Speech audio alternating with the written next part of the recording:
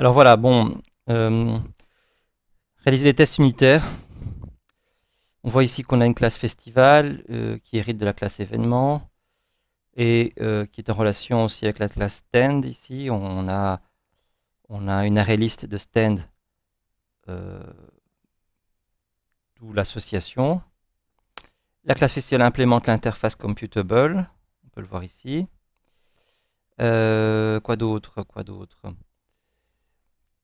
On a, bon, c'est à peu près tout.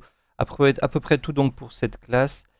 On aura peut-être besoin des classes d'exception qui sont là. Et pour la classe événement, un événement est contenu dans un journal. On n'aura peut-être pas besoin de s'occuper de ce problème-là. Bien, voyons voir un petit peu les tests unitaires qu'on nous demande. Donc d'abord, test du constructeur, effectivement, hein, pour la classe festival, on va devoir valider le constructeur. Un test unitaire pour une méthode toString. Un test unitaire pour une méthode getStandByCategory, donc les stands, rechercher les stands par catégorie.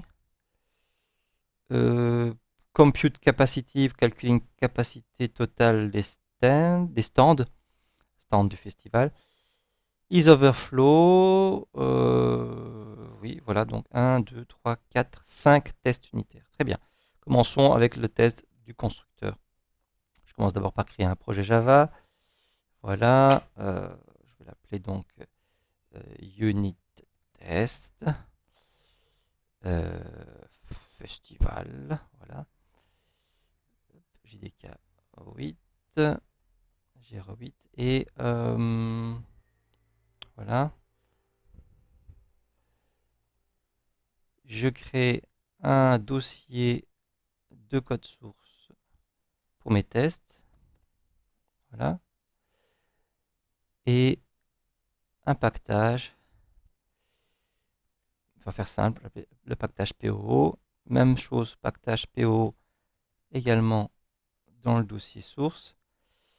Et dans le pactage PO du dossier test, je crée un JUnit test case. Jupyter, donc, voilà. Et ce sera donc festival test. La classe festival, je ne l'ai pas créée en premier, je pourrais le faire. Je vais me passer de ça. Je me concentre sur mes tests et j'y vais. Ajouter JUnit au build path, oui. JUnit 5. Voilà, la librairie a été ajoutée. Et je peux commencer à m'occuper de modifier ce test qui est fourni ici par défaut. Je vais l'appeler pour l'instant test constructeur. Vous voyez que j'ai aussi une méthode before all ici, setup before class qui s'exécutera avant chacun des tests.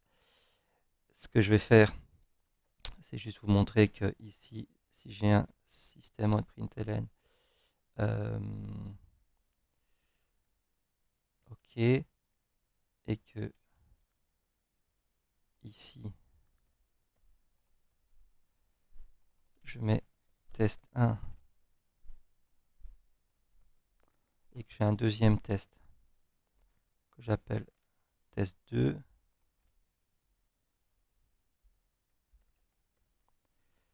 Voilà. Je lance mes tests. On voit ici que j'ai OK test 2 qui s'est lancé. Euh, le test 2 s'est lancé. Pourquoi est-ce que j'ai pas le test 1 qui c'est le test constructeur qui s'est lancé? Bizarre. Je vais voir ça comme ceci. Voilà, parce que je suis là.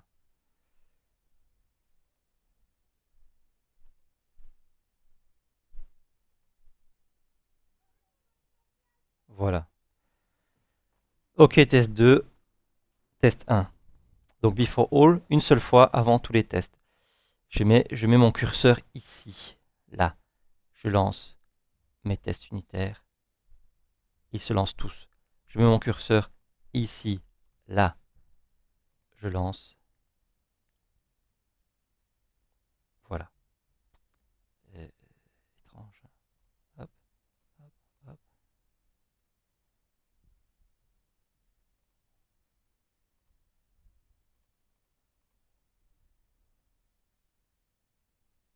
voyez, vous voyez, si mon curseur est ici sur ce test-là, il n'y a que celui-là qui se lance. Si mon curseur est ici sur ce test-là, il n'y a que ce test-là qui se lance. Si je mets mon curseur sur la classe test,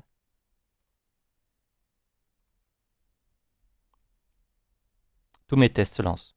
Voilà, ça vous devez le savoir par la pratique. Vous avez déjà fait plusieurs fois des tests unitaires, donc vous savez comment ça fonctionne. Faites bien attention, à la limite, quand vous faites un clic droit sur un test, Run as, GUnit test, voilà, vous êtes en train de lancer ce test-là en particulier. Hein, je suis ici et je fais un clic droit sur ce truc-là. Je veux lancer ce test-là et rien que celui-là. On est bien d'accord. Hein. Bizarrement, il lance tout. Oui, parce que j'ai sélectionné comme ça. Bon, donc outre ces bizarreries, vous savez que quand même, voilà, le mieux c'est vraiment vous de mettre voilà, sur le nom de la classe de votre test unitaire. Et de cette façon, vous allez pouvoir lancer tous vos tests ensemble. Mais donc, bien notre méthode setup before class, elle se lance une seule fois avant tous les tests. Donc, revenons à nos moutons. Test du constructeur. Pas de système mode println là-dedans. Hein. L'idée, c'est que ce qu'on veut faire, c'est préparation, utiliser, utilisation et vérifier, vérification. Voilà, c'était 3 parties des tests. Vous n'êtes pas obligé de mettre ces commentaires, hein, mais c'est juste pour moi, comme ça je vous clarifie les choses. Vous voyez très très bien qu'il y a toujours 3 parties dans un test unitaire. L'ordre n'a pas d'importance, mais c'est quand même logique de d'abord de faire la vérification en dernier. On vérifie quoi? Des choses qu'on a faites ici. Et pour faire ça, on a besoin peut-être de préparer certaines choses. Mais parfois, vous allez voir ici, moi je commence par l'utilisation. Pourquoi? Parce que c'est plus intuitif de se dire qu'est-ce que je veux faire? Je veux exécuter mon constructeur, c'est-à-dire faire new festival, voilà, créer un objet festival. Et pour ce faire, je déclare une variable, festival f, new festival. Donc voilà, c'est ça l'utilisation. Je veux tester le constructeur, donc j'appelle le constructeur. Si je teste toString, faisons directement l'autre test unitaire, vous allez voir. Autre test unitaire, c'est le test du toString. Voilà. Hein, je l'appelle test toString. Et l'idée, c'est que là, l'utilisation, c'est pas ça, c'est f.toString. J'appelle la méthode que je veux tester.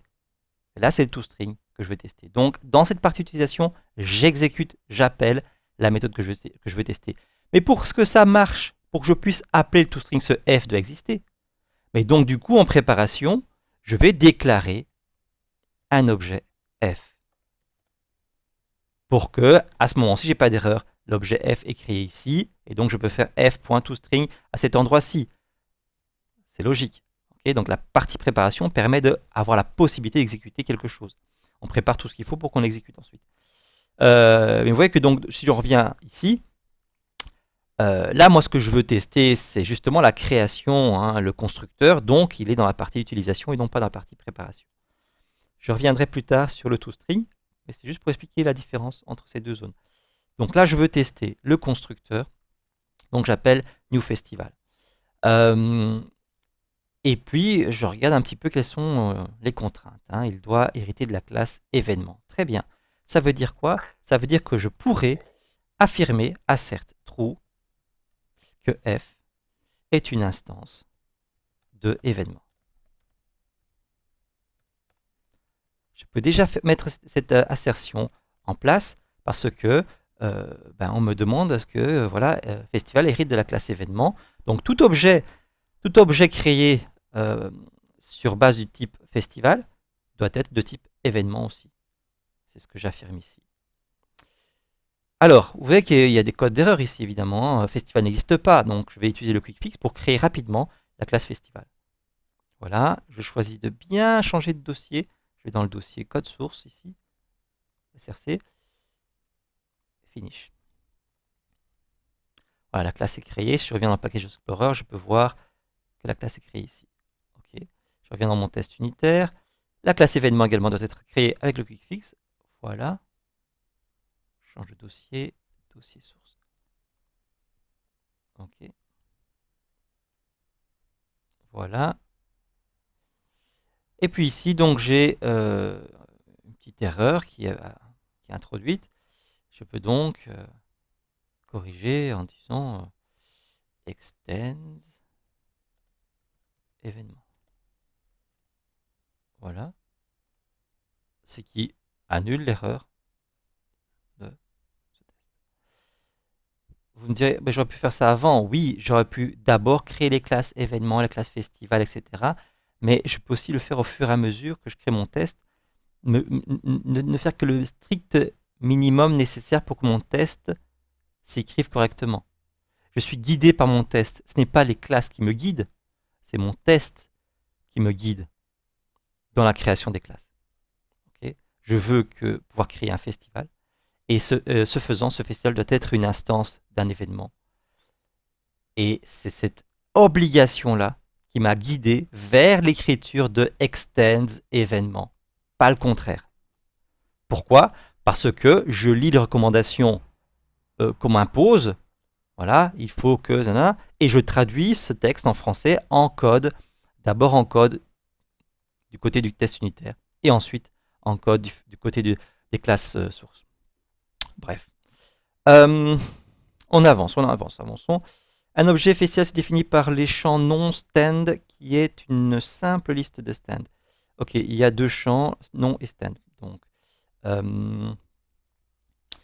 ce moment-là, j'ai le choix, parce que donc le nom du festival, donc si je reviens, j'ai le droit de regarder mon diagramme, hein. Il y a le nom du festival, la liste des stands, un ensemble de dates, donc plusieurs dates, booléen free, true, false, est-ce que le festival est gratuit ou pas, une maximum capacity. Ok.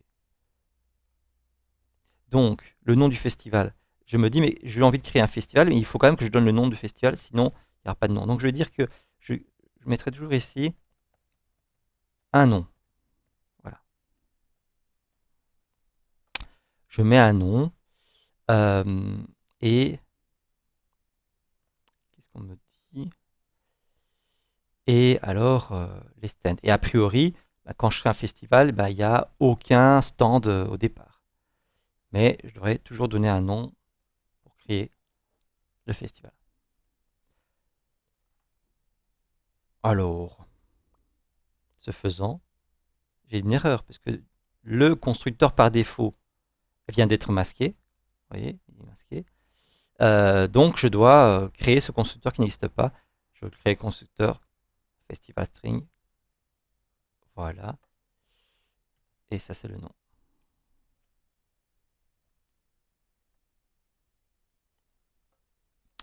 Je reviens là. Et du coup, ici, ceci passe. Donc, quelle assertion je peux faire? Si je crée un festival comme ça avec cette chaîne de caractères, je peux ensuite affirmer que assert equals summerfest devrait être f.nom. Voilà.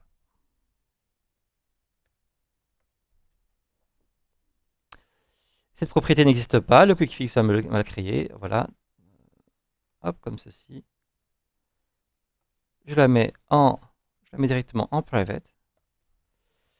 Private string, non. Voilà. Et en revenant ici, il me dit c'est privé. J'utilise le getter et setter à la place. Get non, set non.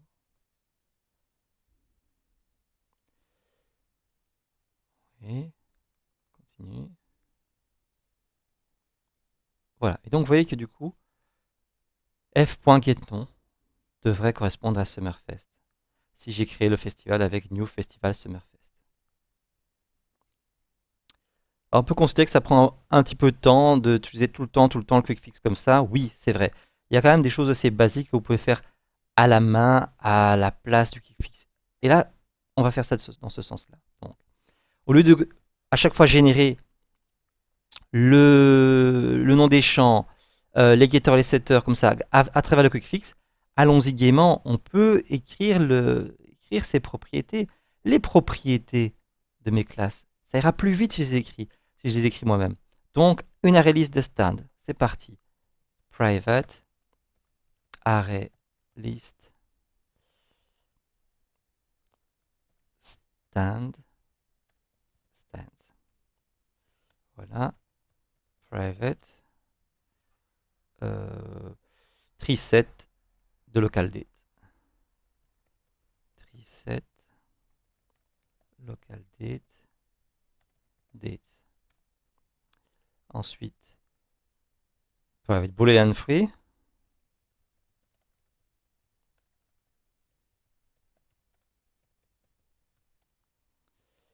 Et max capacity.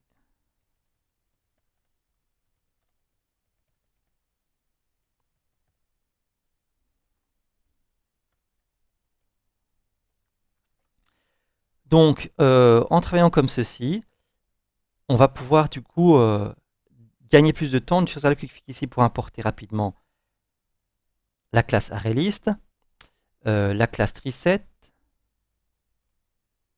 voilà, pour importer la classe LocalDate, JavaTime, et pour générer la classe Tend qui n'existe pas encore, voilà, dans le dossier source.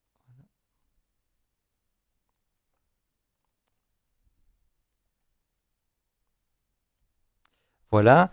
Et à ce stade, on va du coup générer les getters et les setters.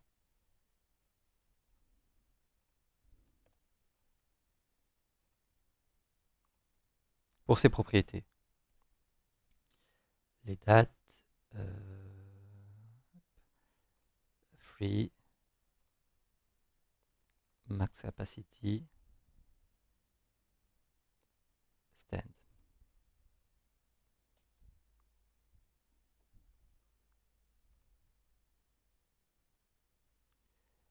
Et je génère également la méthode toString en mettant tous les champs par défaut comme ceci. Donc là, je ne fais que faire du rapid application development. Je fais que générer du code rapidement. Je ne suis pas en train de dire que tout ça est exactement correct. C'est ce qui est les développements, les implémentations par défaut de cette classe. On a des propriétés, on génère un constructeur, des getters, des setters et un toString. C'est par défaut. De façon à pouvoir, du coup, au moment du test, se concentrer sur les spécificités du test, et non pas sur des créations de champs, de méthodes, etc. Je fais la même chose pour la classe événement, histoire donc du coup de gagner du temps. Donc, string text et local date event. Private string text, private local date event.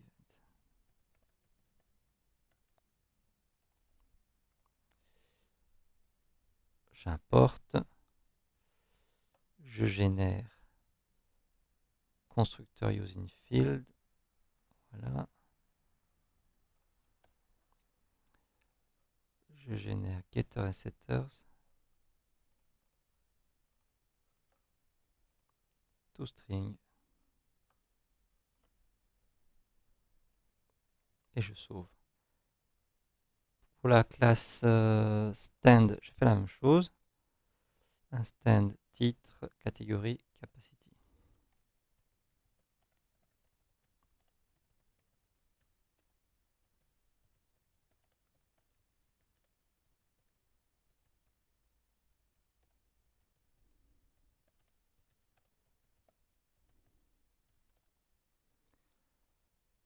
On génère constructeur using field.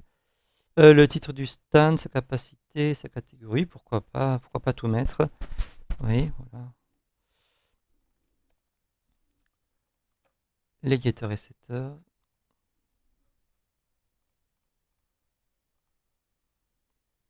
toString.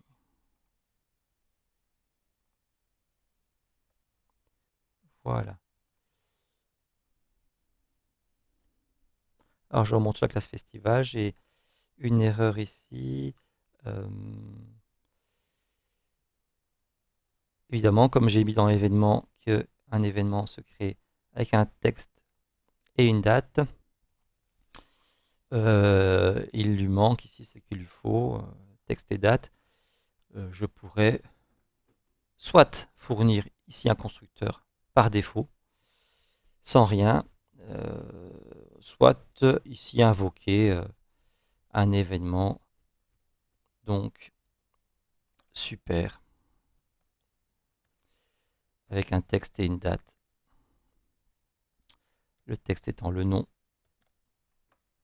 fourni ici, le nom de l'événement, et la date étant maintenant, par exemple, local date now.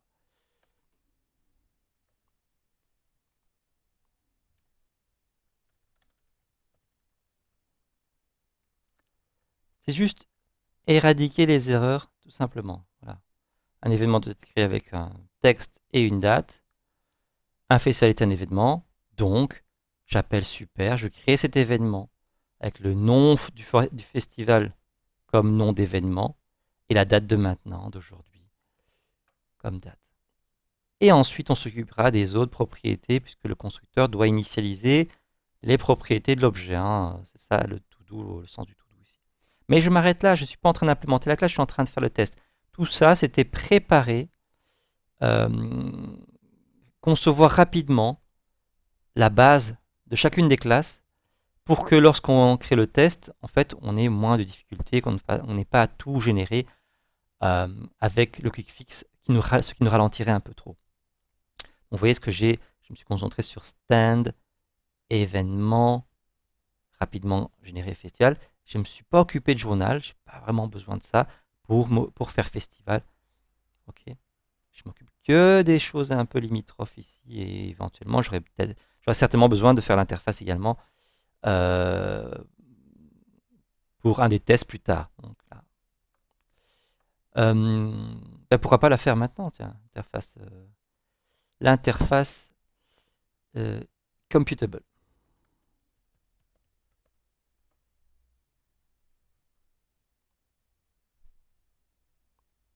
Voilà, avec Ease Overflow et Medium Capacity.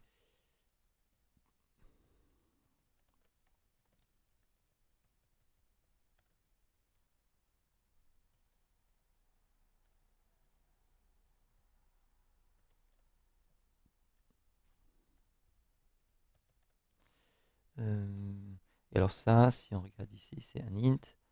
Ok.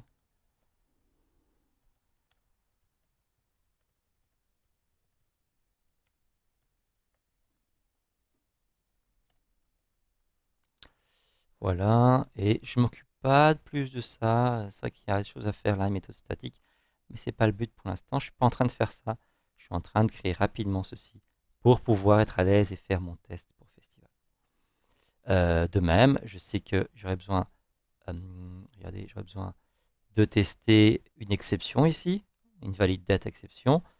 Hein, je dois tester l'interface et l'exception. Voilà, donc je vais créer cette exception, comme ça je serai à l'aise pour faire mon test de constructeur.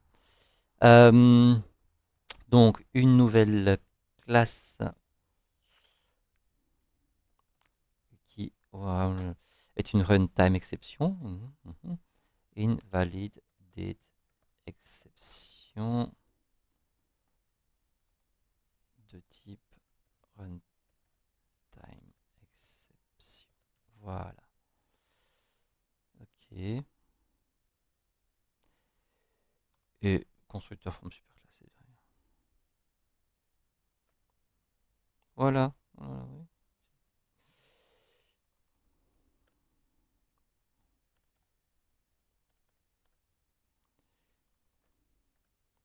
Je vais tout doux pour nettoyer un petit peu tout ça. Voilà.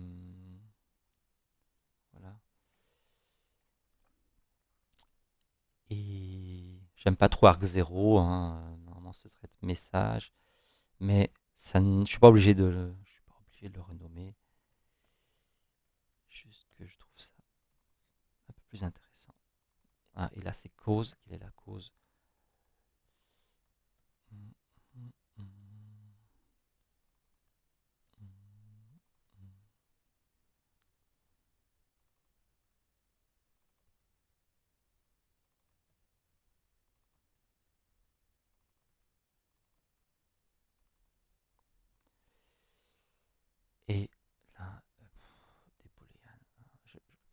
Passons. C'est bien. Alors, je retourne à mon test.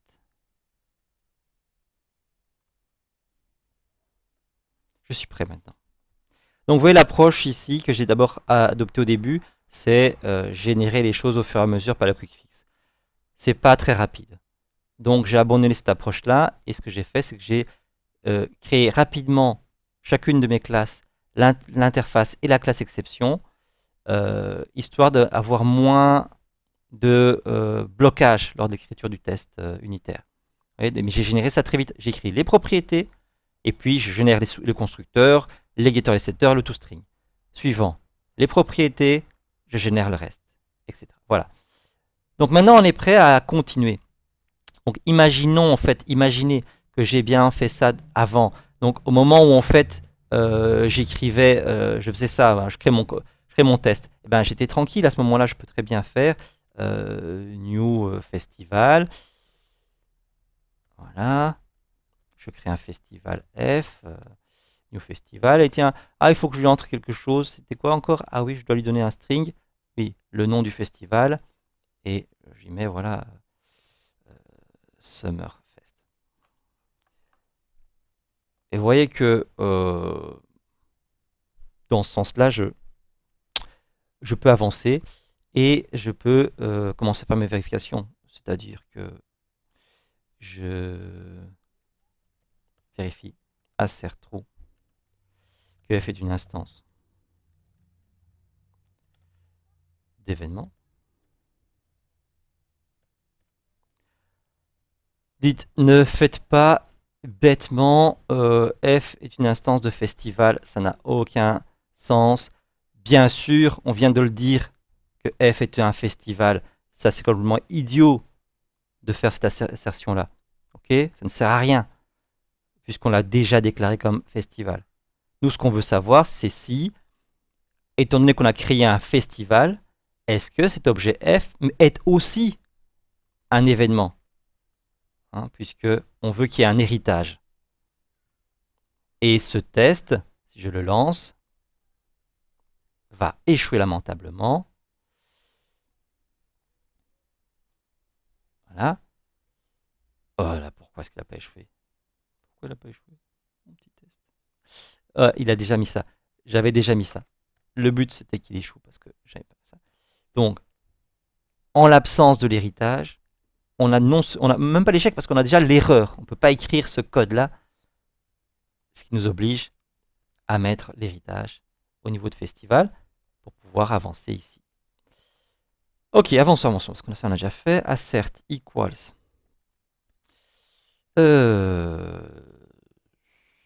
Summerfest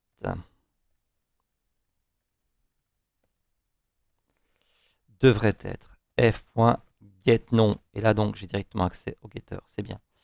Ensuite, ce que je veux faire, c'est vérifier que moi ce que je veux, c'est que qu'est-ce qui se passe au niveau du festival? Je crée un festival avec un nom. Il n'y a aucun stand, mais la reliste existe. Elle n'est pas nulle, elle existe, mais elle est vide. Très bien. Donc, assert not nul. f.get stand. Voilà. La reliste n'est pas nulle, mais elle est vide. Assert assert equals 0 f.getStands.size. Quand je crée un festival, il doit y avoir une liste des stands qui est vide. Ensuite, je teste la propriété suivante. La liste des dates, l'ensemble des dates, doit être vide. Aucune date. Il n'y a qu'une seule date disponible au festival, c'est la date de l'événement. Okay, mais ces dates-ci supplémentaires, qu'est-ce qu'on a comme exemple? Tiens, on pourrait peut-être un petit peu analyser ça. On n'a pas d'informations supplémentaires concernant les dates, donc on peut implémenter ça comme on veut. Ici, dans cet exemple-ci, la date de l'événement, c'est le 28 août 2022. Dans la liste des dates, on a ce 28 août comme première date et éventuellement d'autres dates supplémentaires. Donc on pourrait considérer effectivement que la liste des dates n'est jamais vide, hein, qu'il y a au minimum une date qui est la date de l'événement et éventuellement d'autres dates en plus. Ok. Donc on va partir là-dessus, sur le fait que notre tree set n'est pas vide et qu'il contient une date. Donc c'est à peu près la même chose ici. Assert note nulle. Hop. Ok. Donc ça c'est stands.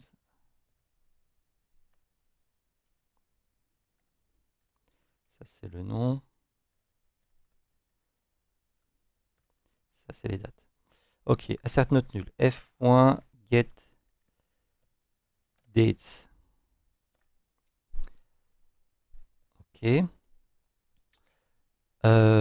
Et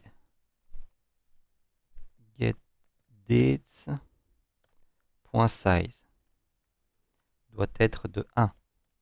Au moins une date. Mouahaha. Et cette date doit être égale à la date de l'événement. Mais a-t-on parlé de la date de l'événement? Date event.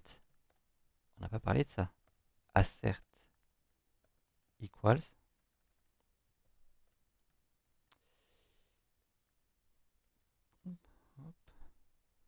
F.getDateEvent.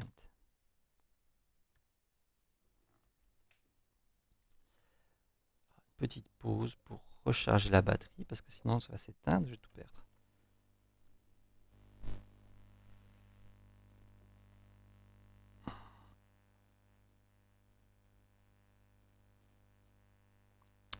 Donc il ne faut pas oublier de tester DateEvent.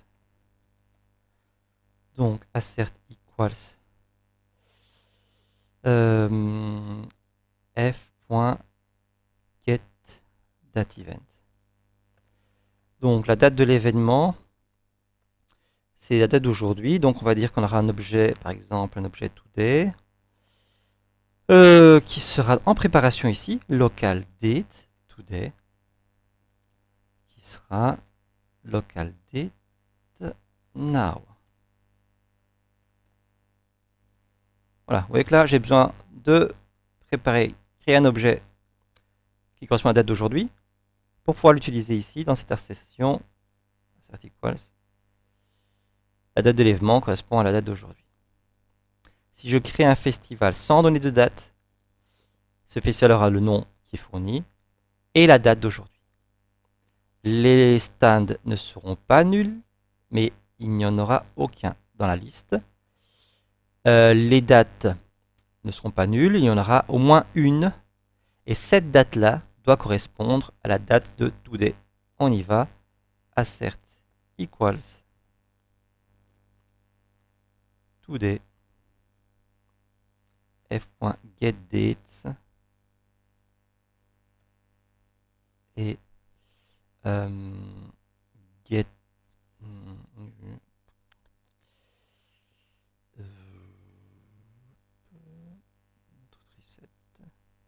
first.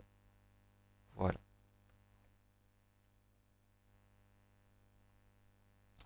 Si je lance ça, ça va échouer évidemment, hein, puisque normalement on n'a encore rien implémenté, donc tout ça échoue. Donc, mais là il faut. Le but c'est pas de maintenant venir corriger la classe festival et mettre dans le constructeur tout ce qui est attendu. Vous allez perdre du temps. Vous êtes là pour écrire des tests unitaires. Évidemment, on a envie d'avoir un petit bandeau vert, là, être sûr qu'on a bien écrit les choses. Mais vous ne serez pas évalué sur la justesse du code de la classe source. Seulement la justesse de votre test. Est-ce que vous avez bien testé le fait que tout objet F créé est une instance d'événement héritage. Le nom a été bien initialisé sur base du paramètre fourni. La date de l'événement correspond à la date du jour puisque la date n'a pas été fournie. Attendez, il est possible qu'on fournisse une date. J'aurais très bien pu dire on doit fournir obligatoirement un nom et une date. À ce moment-là, on aura comparé la date de l'événement avec cette date fournie. Okay. Donc on aurait pu faire ici local date of et fournir une date. C'est pas ce que j'ai choisi ici, mais ça aurait pu être une idée aussi. Voilà. Ok, avançons. Donc il y a des stands, la liste existe, elle est vide. Il y a des dates, au moins une, celle du jour. Et ensuite, qu'est-ce qu'on a encore testé? Voyons voir. Par défaut, est-ce que c'est gratuit ou pas? Si on n'a rien mentionné, on pourrait considérer que le festival est gratuit par défaut. Je ne mentionne rien, donc vous êtes libre de faire ce que vous voulez. La capacité maximale n'a pas été fournie également, donc ça on peut dire que c'est quelque chose peut-être obligatoire, parce que sinon, comment est-ce qu'on pourrait fournir une valeur par défaut? Donc on peut se dire que là, il faut au moins dire ça obligatoirement, max capacity. Voilà, comme ça, ce serait assez intéressant d'avoir, voilà, ici, cette notion-là. Ça facilite. Du coup, allons-y. Donc, free, assert, true, f.is free. Max capacity assert equals 500 f.get max capacity.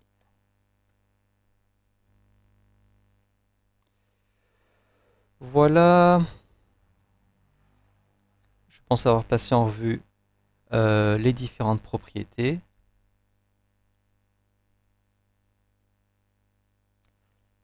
Et maintenant, je vais pouvoir attaquer le reste ici. J'ai donc fait ceci.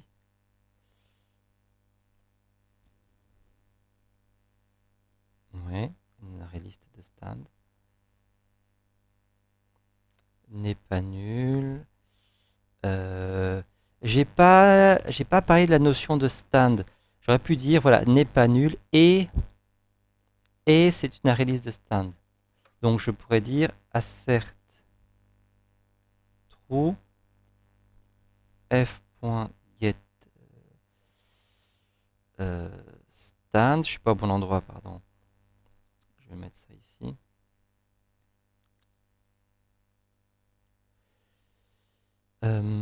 Instance of array list stand.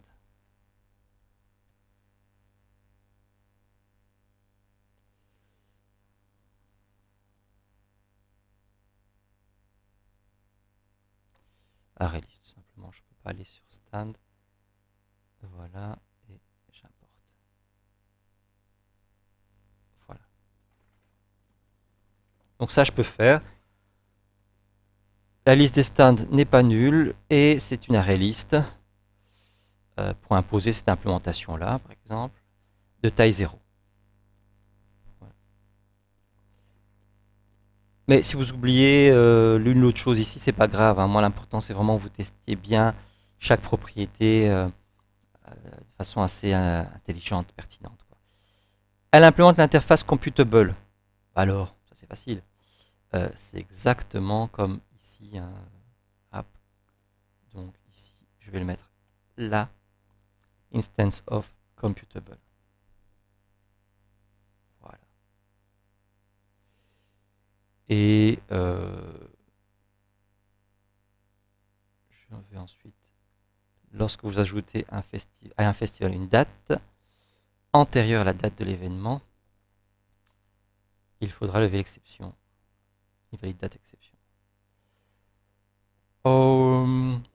Donc,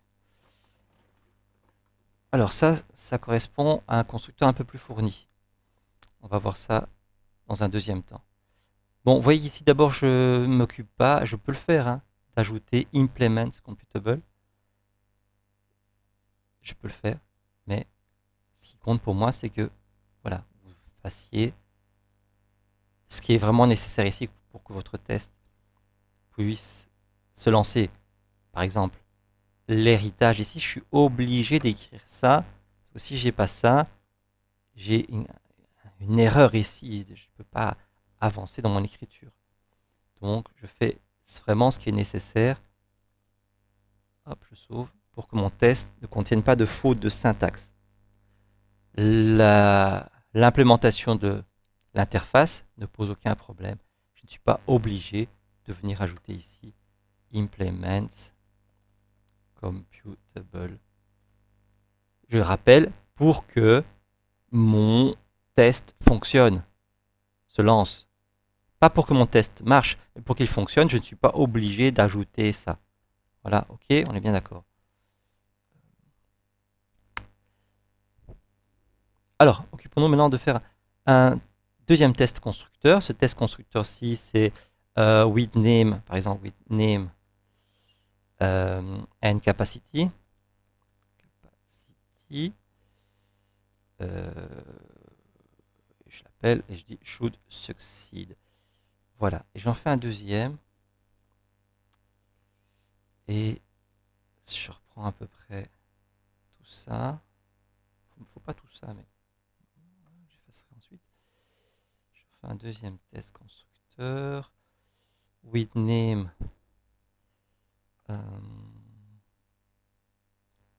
With all parameters. Should succeed. Et j'ai déjà testé tout ça ici. Je n'ai pas besoin de revenir dessus, mais voilà, imaginons qu'on mette le nom, on met une date, local date of 2022, 8, 22. Voilà. On met des stands. Donc pour ça, je mets des stands. Et on met aussi des dates. Je mets des dates. Et on met aussi le paramètre free. On va le mettre à false par exemple. Et max capacity, je le mets à 300. Voilà. Donc là, j'ai mis tous les paramètres. Cette fois-ci, ces deux-là n'existent pas. Donc, je suis là dans ma préparation et je crée une array list de stand.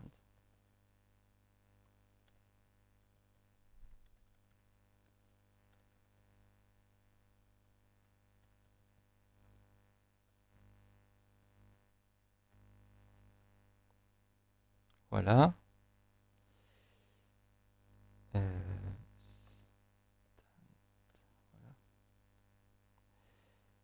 Et les dates, c'est un triset. De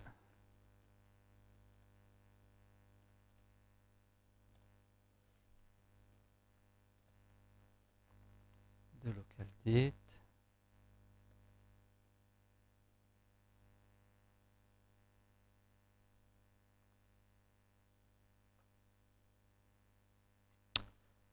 Voilà. Alors, n'oublions pas ici que je crée simplement deux listes vides. Il faut maintenant que j'ajoute des choses dedans. Donc, je vais ajouter des stands dans ma liste stand. Add new stand.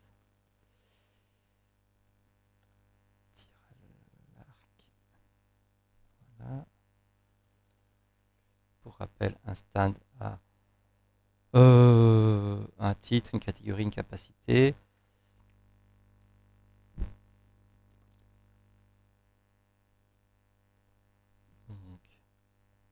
Sport 100. Voilà. 10 personnes. Et je fais la même chose. Je mets un deuxième stand. Ici. Corde à sauter. Sport 6. Et je fais la même chose pour mon triset de dates. Hein. Je vais ajouter des dates dedans. Add.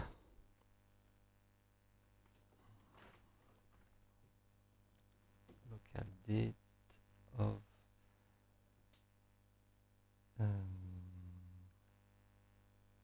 2022 8 22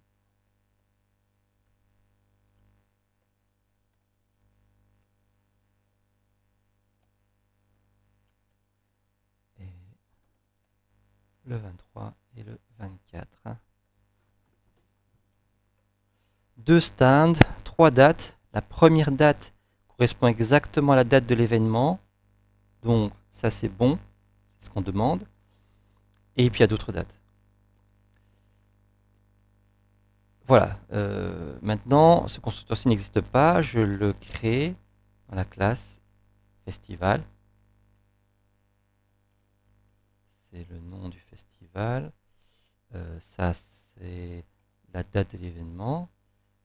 Date event. Ça ce sont les stands. Ça ce sont les dates. Ça c'est free. Et ça c'est max capacity.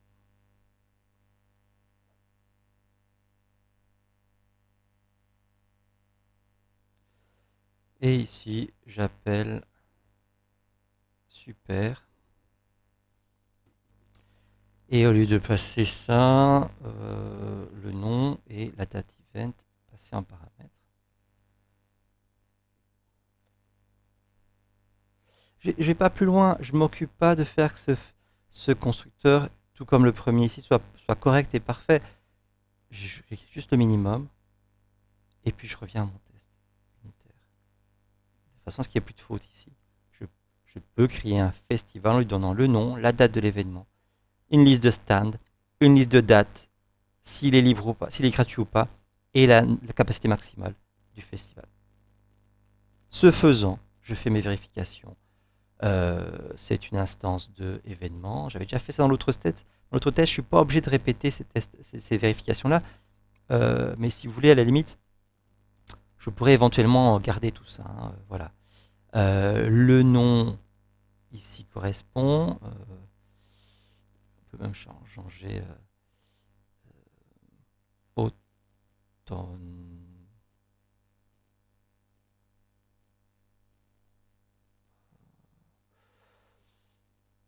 Ou bien Spring. Voilà, printemps, printemps et des festivals. Spring Fest, voilà. Par contre, la date, ce n'est pas today. Donc, ce serait normalement cette date-là. Et dans ma préparation, je vais mettre cette date-là.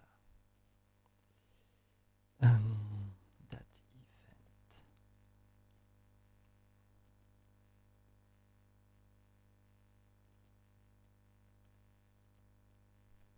Comme ça.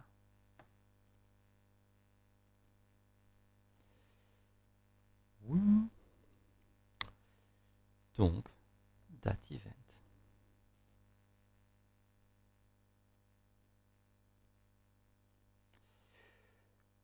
Les stands ne sont pas nuls.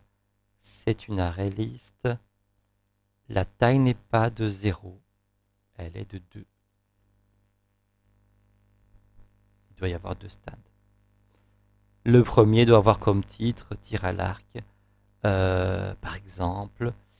Et je ne suis pas obligé d'aller tester jusqu'à ce point-là, mais je peux faire au moins une vérification de ce type-là. Assert equals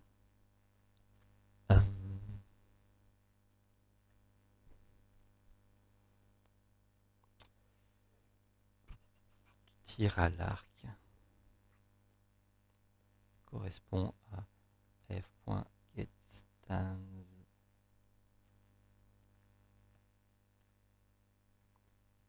get 0 get titre.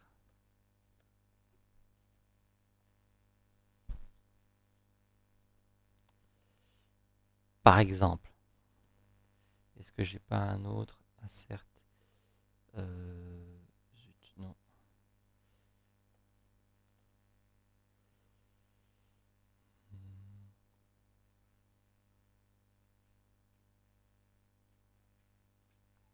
Je peux faire arrêt equals et alors je les ai mis comme ça, j'ai pas fait d'autres arrêts. Je peux pas le faire du coup. Si j'avais mis dans un autre arrêt list, j'aurais pu comparer les deux arrêts list, mais c'est pas le cas ici. Soit. Voilà. Et puis je peux faire ça. Dire que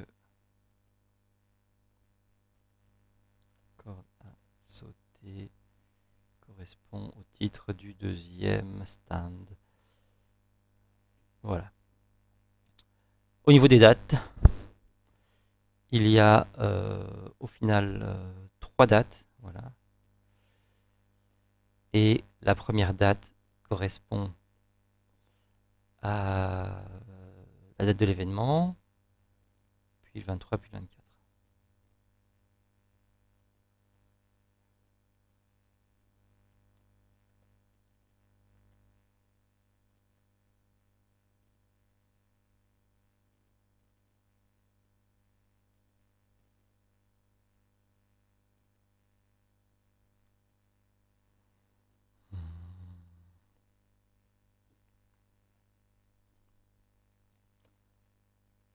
Contains.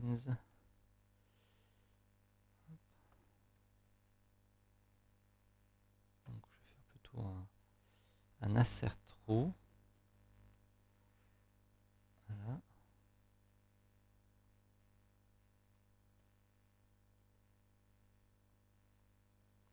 Pour dire qu'il y a cette date là-dedans.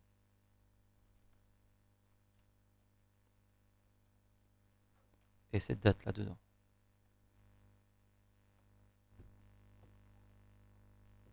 Voilà, et je suis même pas obligé de dire que la première date c'est celle de l'événement.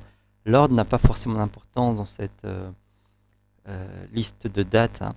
Ce qui est important, c'est qu'il y a bien notre date. Donc je dirais que c'est même mieux de ne pas faire first et d'aller plutôt sur cette notion de contains. J'aime bien ça. Voilà.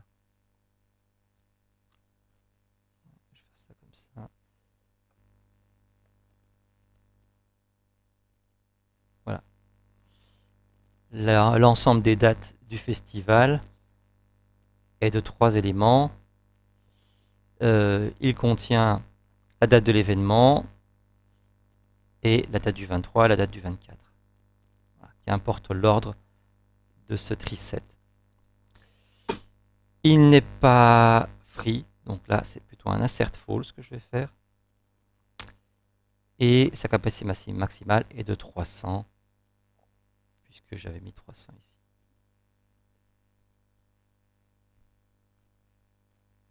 Voilà, ce qui m'a permis de tester un cas bien plus complet. Qu'est-ce qui se passe si on ajoute une date antérieure à la date de l'événement? Maintenant, je vais faire un troisième test. Je reprends celui-ci. Je n'ai pas besoin de tout ça, vous allez voir, mais voilà, je reprends celui-là. Je le nomme test constructeur with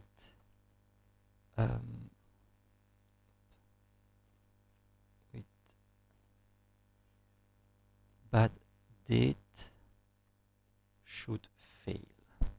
Voilà, should fail.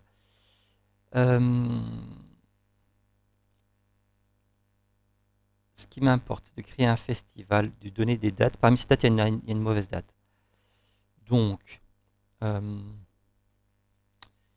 parmi les dates, il y a une date qui est, c'est la date de l'événement, le 22 août.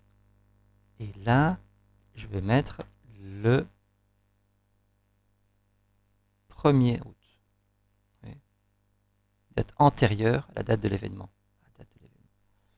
Donc là, ça devrait poser un problème. Ok. Qu'importe le reste. Je ne refais pas ces vérifications-ci. Je les enlève. J'enlève tout ça. Voilà. Ce qui va se passer, c'est que ceci doit échouer. Parce que lorsque je crée mon festival, j'ajoute ces dates-là au festival. Donc ça doit échouer. Donc pour faire ça, j'ai besoin de faire ça en 2 temps, puisque la vérification se fait là-dedans. Pour tester les exceptions, en fait, vous avez 2 possibilités. Enfin, vous avez plusieurs possibilités. Je vais peut-être utiliser la technique j'ai Jupiter, la plus récente. Donc, ici, je déclare ça. Et ceci, je le mets là. Vous allez voir pourquoi je le mets là. Parce qu'en fait, ce que je fais, c'est que je fais un assert throws. Je m'attends à voir quel type d'exception. Une invalid date exception. Class. Et là, je fournirai un exécutable. En fait, il s'agit de faire une fonction fléchée. Ici, comme ça. Avec ce code.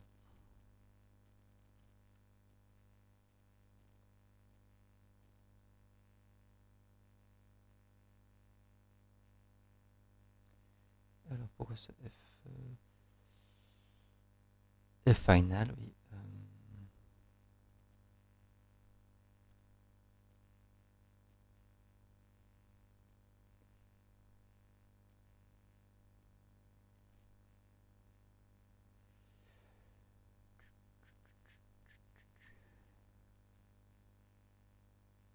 Alors, pourquoi est-ce que je ne peux pas le déclarer ici?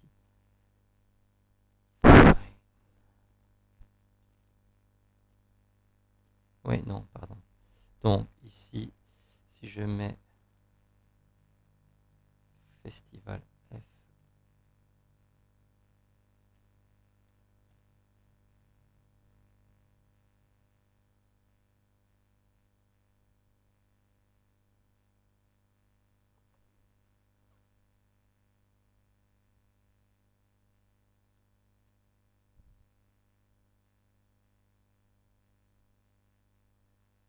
voilà, ok, pardon. Donc, j'enlève ça. Donc, la vérification se fait en même temps que l'utilisation, puisque j'utilise ici une assert rows qui me dit quelle est l'exception qui va être provoquée lorsque cette expression lambda, ce bout de code va être exécuté.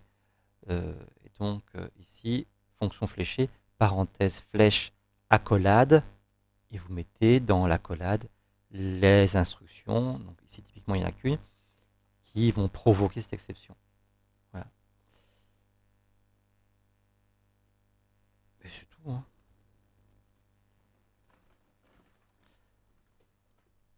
Ceci peut être provoqué par le constructeur, mais également par le setter. Donc,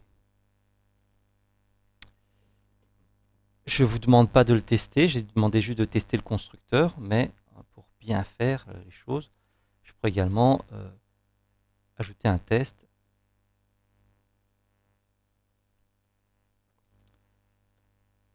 Test set stands with bad date should fail. Et remettre la même chose dans ce bout de code.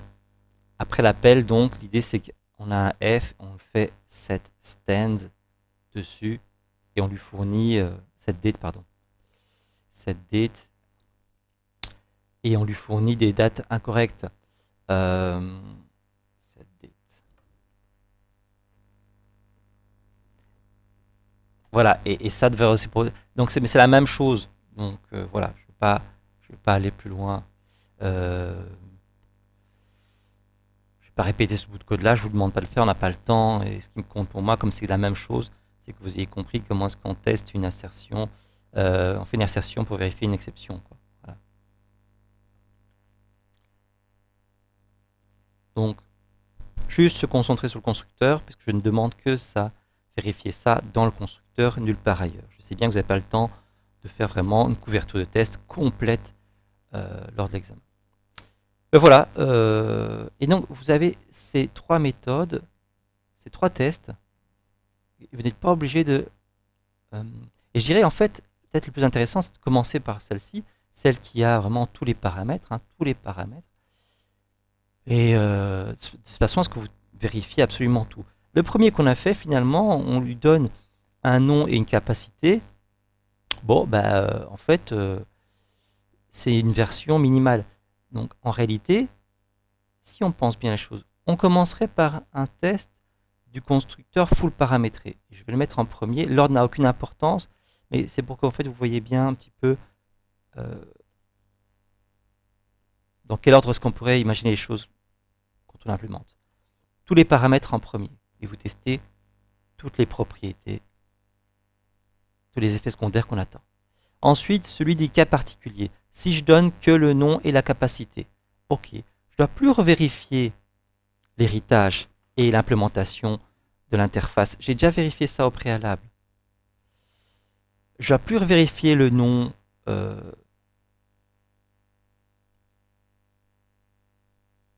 Quoique, si en fait, parce que ce constructeur-là pourrait être incomplet, ne pas faire l'initialisation du nom correctement. Okay. Donc, gardez en tête que ce qui est propre au boulot du constructeur doit se vérifier. Le nom doit correspondre, la capacité doit correspondre. Voilà, ces deux choses-là. Mais entre les deux, eh ben, quelle sera la date de l'événement? Ce sera la date d'aujourd'hui. Les stands, ils doivent être instanciés, mais doivent être vides. Les dates doivent être instanciées, mais il doit y en avoir une qui sera au moins celle d'aujourd'hui. Donc là, je vais enlever first et je vais garder la notion de contains qui est bien plus intéressante. Voilà, insert true.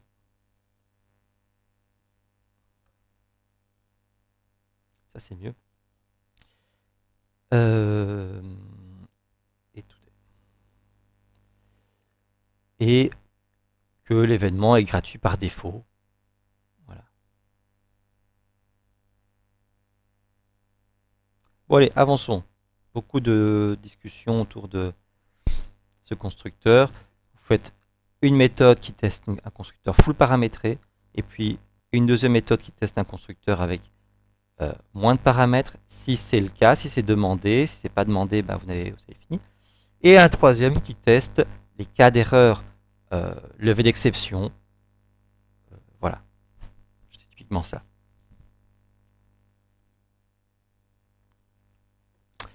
Je passe au toString. Qu'est-ce qu'on nous dit? Affiche le nom du festival, les dates, le titre des stands et la capacité totale de tous les stands. Ouais. Ok. Donc, préparation. On a déjà toute une préparation ici qui est intéressante. On n'a pas envie d'à chaque fois réécrire tout ce code-là. Donc, pourquoi est-ce qu'on n'aurait pas une méthode qui nous recrée à chaque fois, pour avant chaque test, ce festival F là? Ce serait pas mal ça. Bon, c'est pas la before all, c'est une at before qui pourrait donc être utilisée. Alors, si vous ne vous rappelez plus comment est-ce qu'on l'a fait, il vous suffit simplement de créer une classe test, et vous l'appelez comme vous voulez, hein, test, voilà, et vous dites, ah, je veux une méthode setup. Ok, méthode setup. Il s'exécute à chaque test. Hop. Et vous avez la syntaxe de cette méthode setup. At before each, void setup, throws, exception. Voilà, vous l'avez. Vous l'utilisez. Donc celle-ci, on n'a pas besoin. Et on va donc du coup déclarer ici private festival F. Et dans la méthode setup, on va instancier ce festival.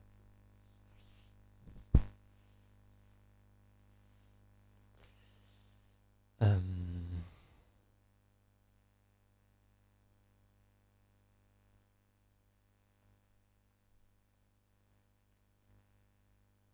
voilà. On doit lui fournir également toutes ces choses-là.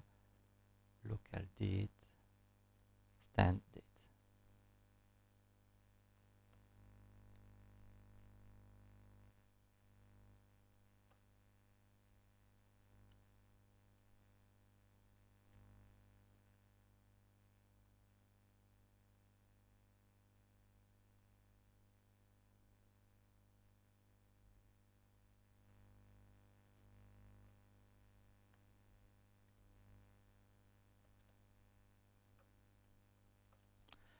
Alors de nouveau, on aurait pu directement commencer par ça. Commencer par, lorsque vous créez votre test, vous dire je vais faire une méthode setup d'abord. Donc dans laquelle je vais instancier mon objet. Comme ça, dans tous mes tests, j'ai déjà mon objet. Et donc pas le faire après, mais le faire dès le début. Vous savez que votre test va tester la classe festival, donc vous déclarez un objet festival, ou deux, ou trois, en fonction de vos besoins. Ici j'en crée un. Il aura besoin d'une date, donc date de l'événement, d'une liste de stands, d'un ensemble de dates. Voilà, j'ai tout préparé ici.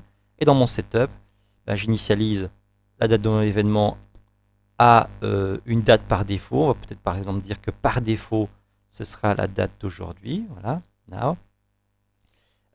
Et que nos stands, je vais les initialiser dans le constructeur, voilà, dans le setup. Voilà, comme ça. Et on va ajouter des stands et des dates. Voilà.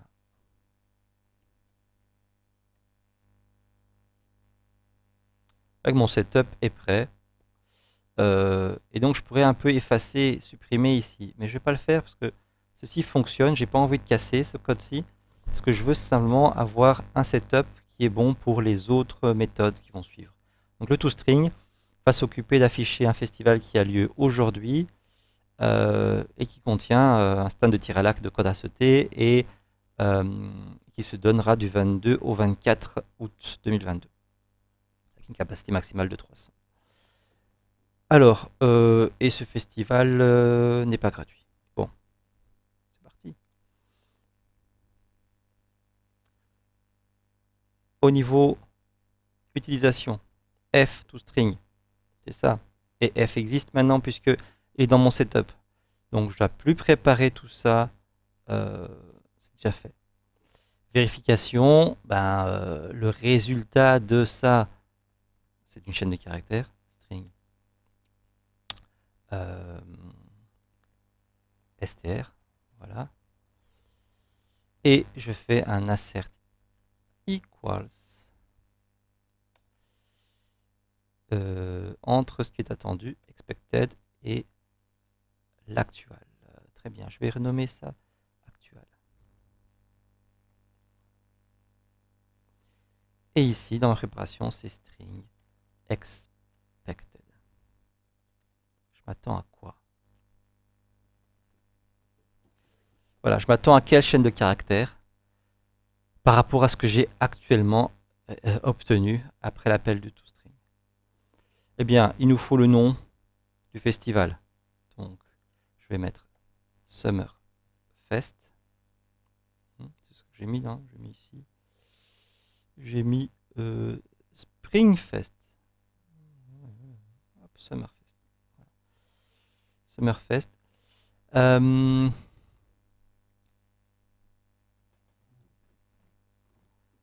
Voilà.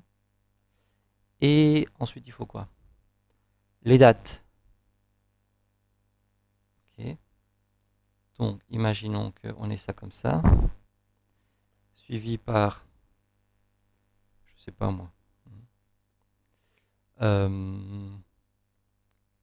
22 du 8 2022.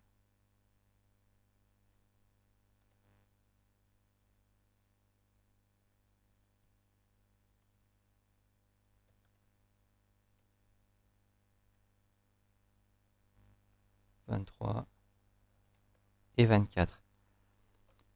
Vous êtes libre, là, je n'ai pas donné de format bien précis, hein, je n'ai pas imposé un format, juste le nom, les dates. Voilà. On pourrait se dire qu'on a ensuite un retour à la ligne, new line, et qu'après ce retour à la ligne, on aura le nom des stands. Donc, hop, tir à l'arc, corde à sauter. Je vais faire ça comme ceci, stands, 2 points, tir à l'arc, virgule, corde à sauter. Et puis on aurait un retour à la ligne. Et puis la capacité totale de tous les stands.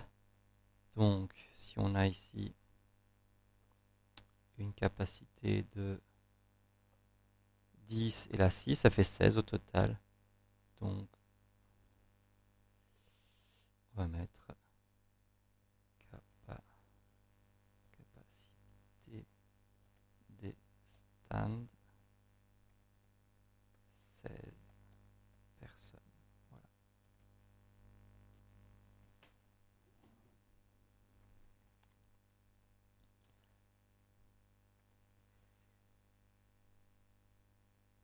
Voilà, c'est tout. C'est vraiment pas plus compliqué que ça. Le toString, finalement, c'est un format attendu après l'appel du toString à un objet. Vous voyez que toute l'instanciation de l'objet f ici, je l'ai mis dans setup. Mais j'aurais pu réécrire tout ça dans la partie préparation également. Et ça va beaucoup plus vite que le constructeur. Hein. Évidemment, vous allez voir, ça va s'accélérer tout simplement. Le constructeur, il est plus long à écrire. Les autres, vous allez voir. Get stand by category. C'est parti. Un test.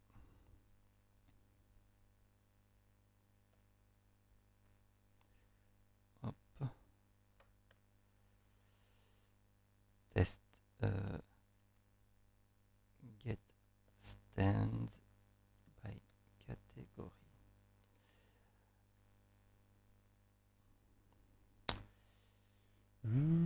Préparation. String catégorie. On va dire que c'est sport. Voilà. Et j'efface ça. Voilà. Utilisation. Alors, ça doit nous renvoyer maintenant la liste des stands d'une catégorie fournie en paramètres. J'appelle la méthode. Donc, j'ai f.getStands by catégorie sport ou catégorie que j'ai déclaré là. Ça nous renvoie une liste de stands qu'on va appeler stand result stand. Voilà. Et je déclare mon arrêt liste de stand result stands.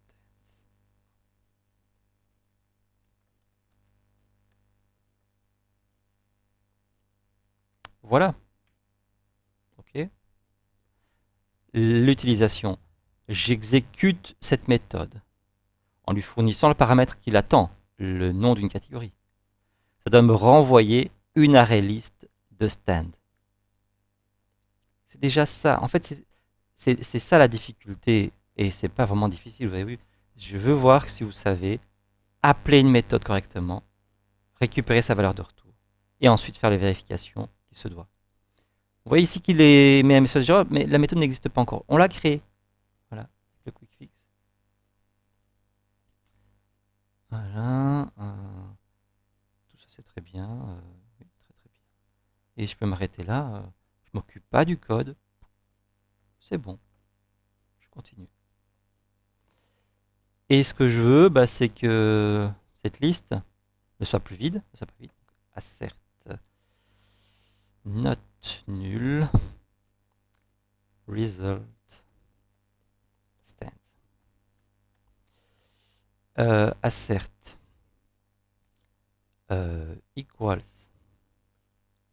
2 result stands.size. Il doit en avoir 2 puisque j'ai ici 2 stands de la catégorie sport. Vous allez me dire, bah évidemment, il n'y a que ça. On peut ajouter d'autres catégories. Si je change ça dans Setup, attention, ça a un impact sur toutes les autres méthodes. Je ne touche plus à Setup. Je vais simplement ajouter des catégories dans mon test ici en préparation. Voilà. Attendez, qu'est-ce que je fais moi? Faut oublier qu'il y a le constructeur là qui a été fait. Donc F set stand. Qu'est-ce que j'ai à m'apporter? J'ai F. getStand, pardon, voilà, getStand.add. J'ajoute un nouveau new stand. Poker. Non, on va dire c'est plutôt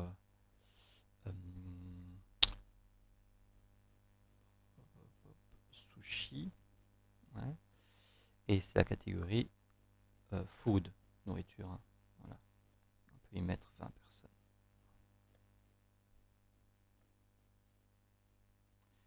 Voilà, comme ça, il y a d'autres stands que le stand sport. Et je peux même ajouter un autre stand sport. Voilà. Là, ça va être football, sport, 20, qu'importe.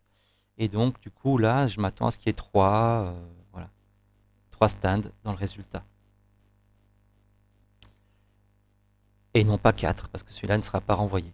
Okay. Et donc là, mais on l'a déjà fait dans le constructeur, rappelez-vous, on veut vérifier les stands qu'il y a, eh bien, on peut utiliser ça, contains, avec les local dates, etc. On avait fait pour ça. Et on n'avait pas fait ici, on avait fait get titre, oui.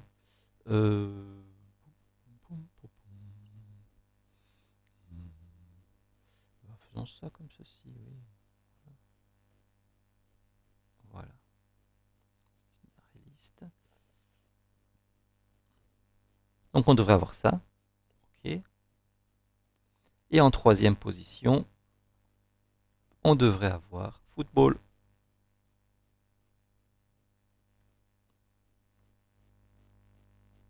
Voilà. Et c'est dans notre result. Faites attention au copier-coller. C'est dans notre result stand que l'on doit regarder. Et non pas dans F get stand. Sinon, vous n'êtes pas en train de faire le test là. Oh, c'est là parfois qu'on se trompe. Je teste l'exécution de cette méthode-ci qui doit me renvoyer une array list de stand. Donc, j'analyse ce retour-là, cette variable. J'analyse qu'elle n'est pas vide. Qu'elle contient 3 éléments, que le premier de ces éléments, son titre est tir à l'arc, le deuxième, son titre est corde à sauter, le troisième, son titre c'est football. Voilà.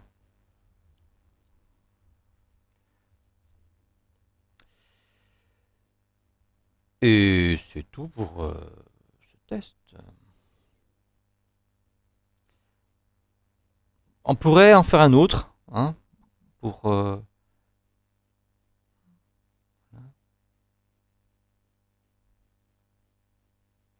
être complet.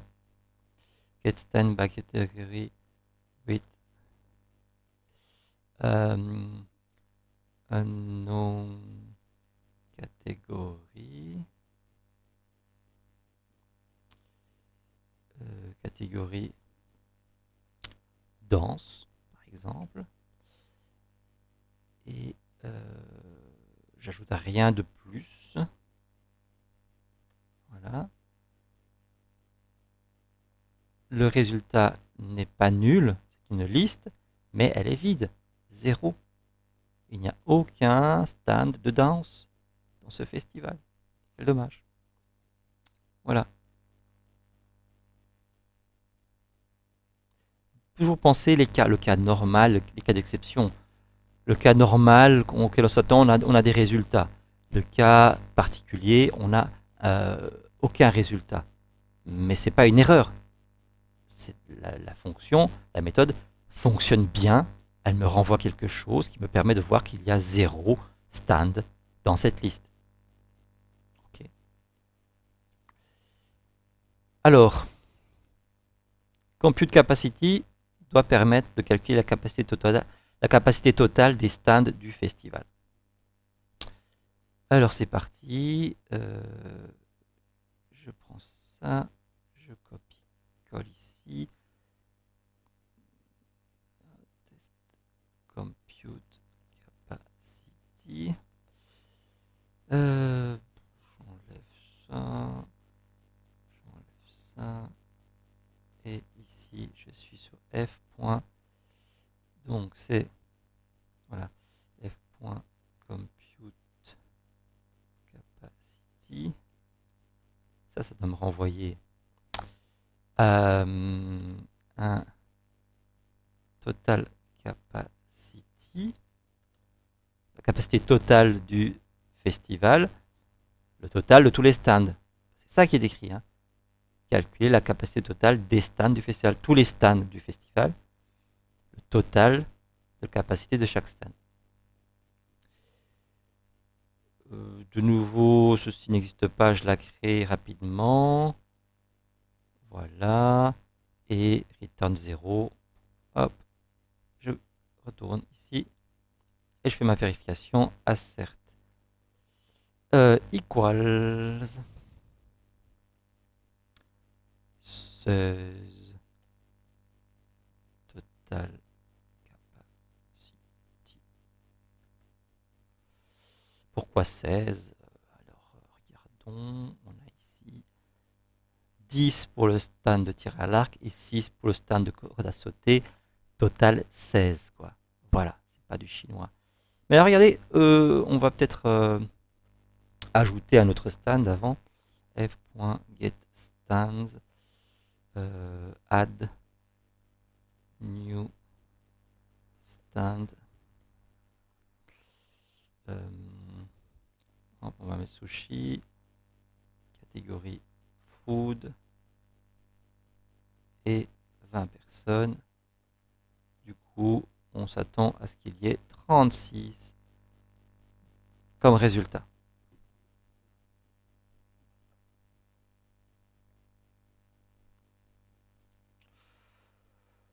Voilà, il ne faut pas forcément plus. Hein. Écoutez, on pourrait faire un avec aucun stand au festival, donc la capacité serait 0. Pourquoi pas, hein, voilà. Compute capacity with no stand. Et ce que je fais, c'est au lieu de faire un get stand, je fais un set stand. Ouais, je fais plutôt un set stand. Je remplace et je fais new array list de stand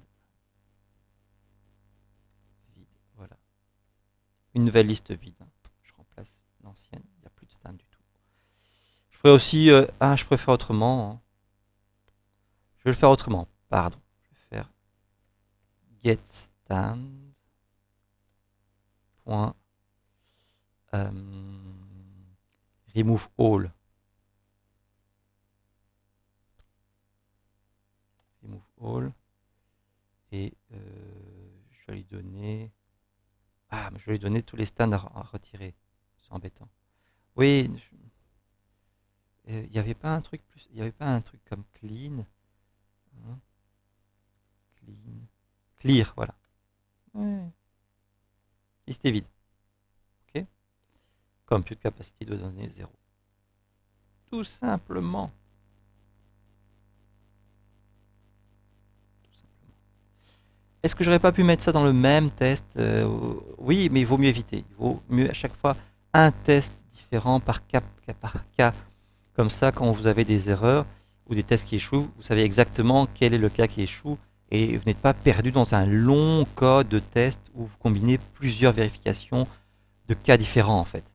Là, on pose vraiment le cas normal. On a des stands et il a calculé le total des stands. Ici, il y a un autre cas, il n'y a aucun stand et dans ce cas-là, on doit avoir 0 comme capacité totale. Voilà, c'est tout. Bien séparer les choses, vous pouvez voir clair. Ensuite, isOverflow. Renvoie true si la capacité totale des stands dépasse la capacité maximale, max capacity. Oh là là, ça c'est facile. Alors c'est parti, voilà. Test isOverflow.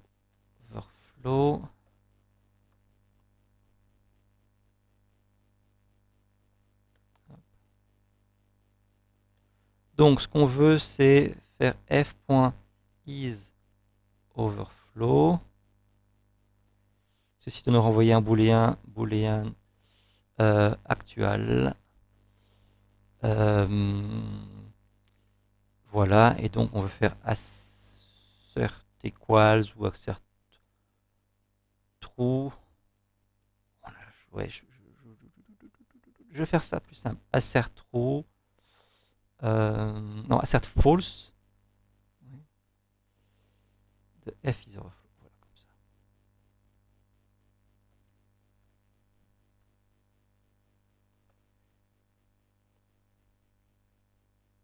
De nouveau ici, utilisation et vérification se mêlent.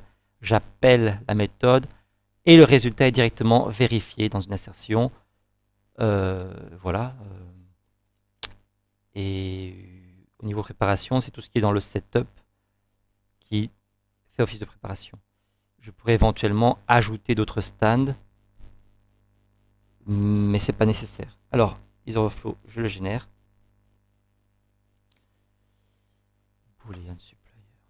Boolean, voilà, corriger un petit peu le générateur.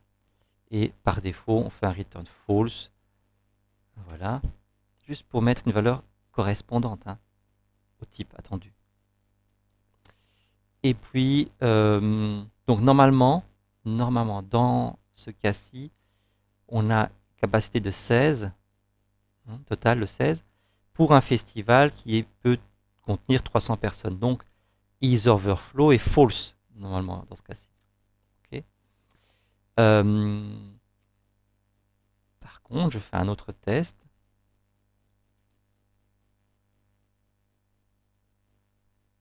Does isOverflow with too many